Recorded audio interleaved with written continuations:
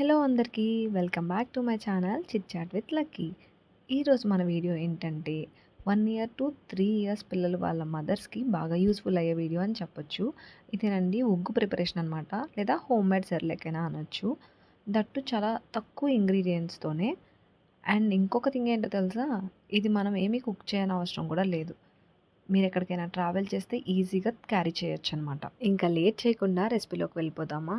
నేను ఇక్కడ 1 cup and 1/3 cup తీసుకున్నాను కదా, 1/3 కప్లో పెసరపప్పు తీసుకుంటున్నాను, అదే మూంగ్ దాల్. అండ్ ఇంకొక ఫుల్ కప్లోనేమో అటుకులు తీసుకుంటున్నాను అనమాట, పోహా అండి.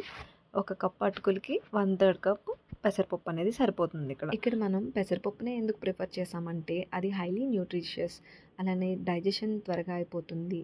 ఇంకా పిల్లలకి ఎటువంటి గ్యాస్ ప్రాబ్లమ్స్ కూడా ఉండవన్నమాట. మనం తీసుకున్న పెసరపప్పుని క్లీన్ చేసుకుని ఇలా ఏదైనా క్లాత్ మీద పరిచి డ్రై అయ్యేంత వరకు ఉంచి, డ్రై అయిన తర్వాత గ్యాస్ మీద ఒక కడాయి పెట్టి డ్రై రోస్ట్ చేసుకోవాలి. ఇదంతా కూడా లో ఫ్లేమ్లోనే చేసుకోవాలి. ఇక్కడ కొంచెం ఓపిక అనేది కావాలి, సో కొంచెం టైం పడుతుందన్నమాట. ఇలా మంచి కలర్ అండ్ మంచి స్మెల్ అనేది వస్తుంది. ఆ టైంలో మనం గ్యాస్ ఆఫ్ చేసుకోవాలి. పెసరపప్పు అనేది ఫ్రై అయిపోయిన తర్వాత మనం తీసుకున్న 1 కప్ అటుకులు ఉన్నాయి కదా, అటుకులను కూడా ఫ్రై చేసుకోవాలి.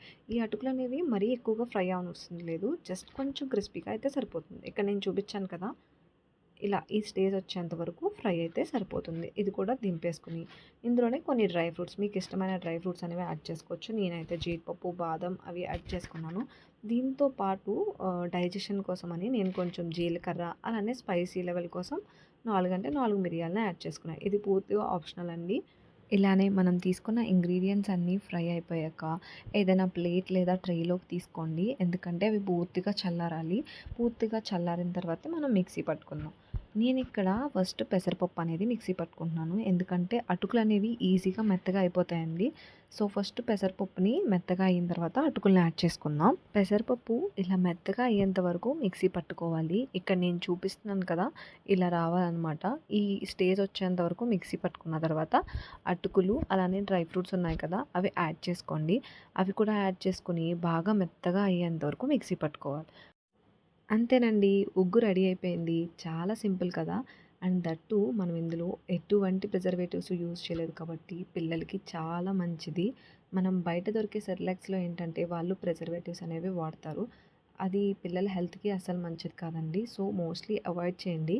ఇలా ఇంట్లో చేసుకుంటే 2 to 3 months వరకు మనం ఈజీగా స్టోర్ చేసుకోవచ్చు. ఇలా ఏదైనా ఎయిర్ టైట్ కంటైనర్లో స్టోర్ చేసుకోండి. మనం ఇంట్లోనే ఉంటే కనుక ఇది నార్మల్ సెర్లాక్ లాగా ప్రిపేర్ చేసి పిల్లలకి ఇవ్వచ్చు. కాదు మీరు బయట ఎక్కడో ఉన్నారు, నేను ఇక్కడ కుకింగ్కి అవ్వట్లేదు అనుకుంటే మాత్రం ఈ పిండిని ఏదైనా బౌల్లోకి తీసుకుని వాటర్ని హీట్ చేసి బాగా బాయిలింగ్ అయ్యేంత వరకు హీట్ చేసిన తర్వాత ఆ వాటర్ని ఈ పిండిలో యాడ్ చేసి ఒక 1 to 2 minutes అలా వదిలేసేయండి. తర్వాత ఎటువంటి లమ్స్ అనేవి లేకుండా బాగా మిక్స్ చేయాలి. ఆ తర్వాత ఇది మీ పిల్లలకి ఇవ్వచ్చు. నేనైతే నిన్న మా అబ్బాయికి ఇది ట్రై చేశాను, ఈ ఉగ్గుని. వాడైతే చాలా ఇష్టంగా తిన్నాడు. మీరు కూడా ట్రై చేసి ఎలా ఉందో కమెంట్స్లో చెప్పేసేయండి. అలానే ఇలాంటి వీడియోస్ కావాలంటే కూడా కమెంట్స్లో చెప్పండి. నా వీడియో మీకు నచ్చినట్టయితే లైక్ చేయండి, అలానే సబ్స్క్రైబ్ చేయడం అయితే అస్సలు మర్చిపోవద్దు. నెక్స్ట్ వీడియోలో మళ్ళీ కలుద్దాం. అంతవరకు బాయ్.